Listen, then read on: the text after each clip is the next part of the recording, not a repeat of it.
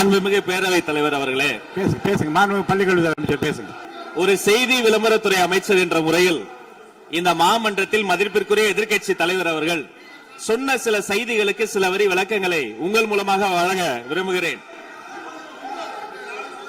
தன்னுடைய பேச்சிலே மாண்புமிகு எதிர்க்கட்சி தலைவர் அவர்கள் சில விளக்கங்களை ஆக்கப்பூர்வமாக ஆதாரத்தோடு கூறியிருந்தால் அதை குறிப்பெடுத்து அதன்படி இந்த தமிழ்நாடு அரசு தன்னுடைய திசைவழி போக்கை சரியான முறையில் செலுத்திக் கொள்ள தயாராக தான் இருக்கிறது.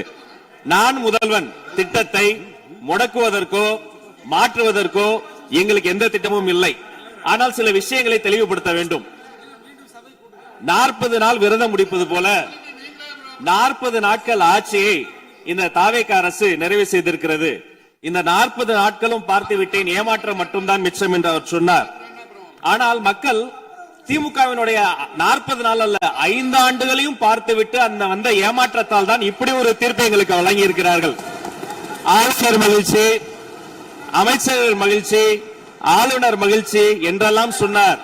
இந்த அரசில் தமிழ்நாடு மக்கள் மகிழ்ச்சியாக இருக்கிறார்கள் என்பதை தான் இன்றைய சட்டமன்றத்தினுடைய போக்கு காட்டுகிறது. நான் முதல்வன் திட்டத்தை பொறுத்தவரை தமிழ்நாடு முழுக்க இருக்கக்கூடியவர்களை நான் முதல்வன் என சொல்ல வைத்துவிட்டு ஒரே ஒரு குடும்பத்தில் மட்டும் முதல்வர்கள் வந்து கொண்டிருக்கின்ற போக்கை மாற்றுவதற்காக தான் இப்படி ஒரு சட்டமன்றம் அமைந்திருக்கிறது. தமிழ்நாடு வரலாற்றில் முதல் முறை முதலமைச்சர் மட்டுமல்ல, மாண்புமிகு சி ஜோசப் விஜய் அவர்கள் முதல் முறையிலேயே முதலமைச்சராக இருக்கிறார். அவருக்கு பிறந்தநாள் வாழ்த்துக்களையும் சொல்லிக் கொண்டு, நிதி ஆயோக் கூட்டத்தில் மாண்புமிகு முதல்வர் சொன்னதெல்லாம் 40 நாட்கள் நீங்கள் செய்திருக்க முடியாது, அது திமுக தான் காரணம் என்று சொன்னார்கள். நானும் அதை தான் சொல்கிறேன். இன்று அவர் சொன்ன சட்டம் ஒழுங்கு, போதை பொருள் எல்லா பிரச்சனைக்கும் 5 ஆண்டு காலமாக அவர்கள் செய்த திமுக ஆட்சி தான் காரணமாக இருக்க முடியும் என்பதையும் சுட்டிக்காட்டிக் கொள்கிறேன். பள்ளி மாணவர்கள், ஒரு கல்வித்துறை அமைச்சர் நான், பள்ளி மாணவர்களினுடைய புத்தக பையிலே அன்றைய முதல்வர் ஸ்டாலின் படத்தை நாங்கள் போடவே இல்லையே என்று பெருமையாக சொன்னார். அப்புறம் ஏன் சார் லேப்டாப்ல மட்டும் அந்த படத்தை போட்டீங்க?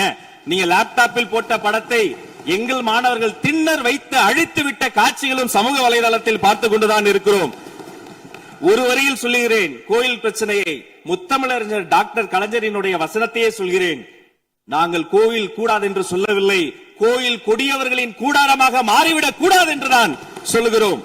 தூய்மை தொழிலாளர்களை இன்றே பார்த்து விட்டதாக முன்னாள் முதல்வர் பார்த்து விட்டதாக சொல்கிறார்கள். எங்கள் கேள்வியே அதுதான்.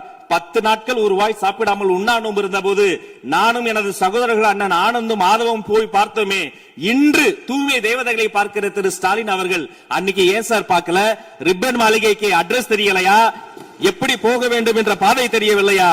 தமிழ்நாடு எத்தனையோ திருடர்களை பார்த்திருக்கிறது.